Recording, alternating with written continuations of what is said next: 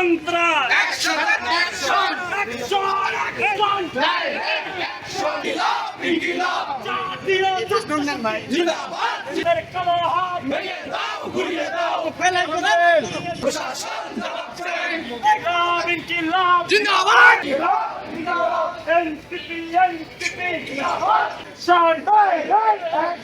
ছাত্র দলের বিরুদ্ধে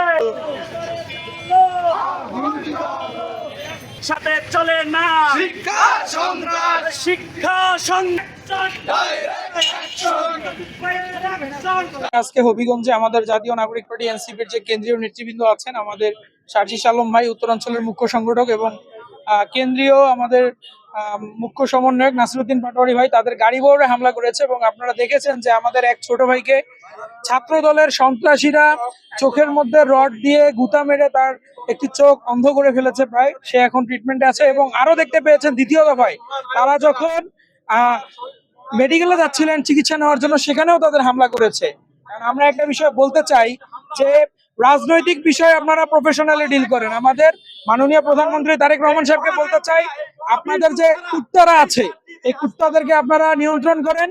কুত্তাদের যে পাগলাই ভাসছে এদের আপনারা ভ্যাকসিন দেন।